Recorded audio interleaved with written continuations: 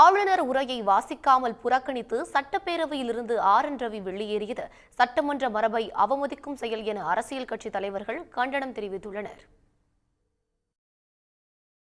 கடந்த முறை தமிழ்நாட்டின் தலைவர்களுடைய பெயரை சொல்லாமல் மறைத்தவர் இன்றைக்கு ஒட்டுமொத்தமாக இந்த ஆளுநர் உரையை புறக்கணித்து சென்றிருக்கின்றார். அதற்கு அவர் சொல்லியிருக்கின்ற காரணம், தேசிய கீதம் பாடப்படவில்லை, நான் ஏற்கனவே சொல்லியிருக்கிறேன் என்று சொல்கிறார். ஏதோ தேசபக்திக்கு ஒட்டுமொத்த குத்தகை அவர்தான் என்பது போல அவர் பேசுகிறார். தேசபக்தியில் தமிழ்நாட்டு மக்களை மிஞ்சி அவர் ஒன்றும் பெரிய ஆள் கிடையாது.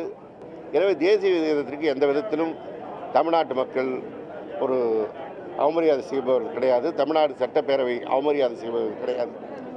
எனவே இந்த தவறான வாதத்தை வைத்து ஒரு நாடகத்தை நடத்துவதற்கு முன்வந்த ஆளுநரை இதற்காக அவர் வருத்தம் தெரிவிக்க வேண்டும் என்று நான் இந்த நேரத்தில் தெரிவித்துக் கொள்கிறேன்.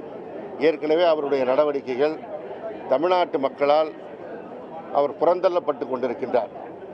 பல்வேறு விஷயங்களில் அவர் தான் ஒரு நியமிக்கப்பட்ட ஆளுநர் என்பதை மறந்து ஏதோ தேர்ந்தெடுக்கப்பட்ட அரசாங்கத்தை விட தான் பெரியவர் என்கின்ற ஒரு சிந்தனையில் அவர் செயல்பட்டு கொண்டிருக்கின்றார். நம்முடைய ஆளுநர் அவர்கள் இந்த மரபை மாற்றும்படி வற்புறுத்துவது ஏற்புடையதல்ல. தமிழ்நாட்டு மக்களின் உணர்வுகளை மதிக்கிற வகையிலும் தமிழ்நாடு சட்டமன்றத்தின் மரபுகளை மதிக்கிற வகையிலும் அவர் நடந்து கொள்ள வேண்டும் என்பதுதான் முதன்மையானது. ஆனால் அவர் அரசமைப்பு சட்டத்தை, தேசிய கீதத்தை சட்டமன்றத்திலே அவமதித்து விட்டோம் என்று அறிவிப்பு செய்வது அதிர்ச்சி அளிக்கிறது. அப்படி ஒரு உள்நோக்கத்தோடு தமிழ்நாடு அரசு அல்லது தமிழ்நாடு சட்டமன்றம் நடந்து கொள்ள வேண்டிய தேவை ஏதும் இல்லை.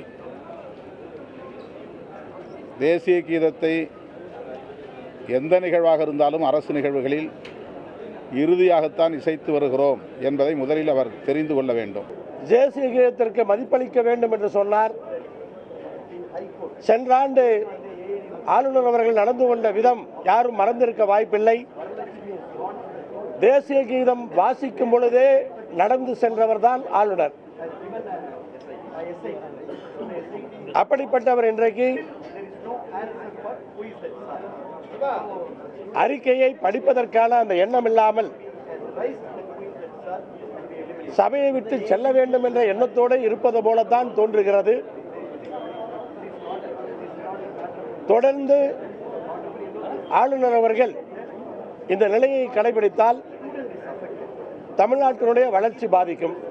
ஆனால் தமிழக ஆளுநர் அவர்கள் இருக்கை முன் வந்து நின்றவுடனேயே, தமிழ்த்தாய் வாழ்த்து பாடி முடித்தவுடனேயே தேசிய கீதமும் பாடப்பட வேண்டும் என்று சொல்வது ஏற்றுக்கொள்ள முடியாத ஒன்று. இது வன்மையான கண்டனத்துக்குரியது. பல்வேறு அரசு நிகழ்ச்சிகளில் ஆளுநர் கலந்து கொள்கின்ற நிகழ்வுகளில் இந்த புதிய நடைமுறையை தமிழ்நாட்டில் புகுத்துவதற்கு அவர் முயற்சிக்கிறார். இது மக்களால் தேர்ந்தெடுக்கப்பட்ட 7 கோடி மக்களை பிரதிநிதித்துவப்படுத்துகின்ற தமிழக சட்டமன்றத்தை அவமதிக்கின்ற செயல், மரபுகளை மீறி செயல்படுகின்ற ஒரு செயல். இதை தமிழக வாழ்வுரிமை கட்சியின் சார்பாக மிக வன்மையாக நான் கண்டிக்கிறேன்.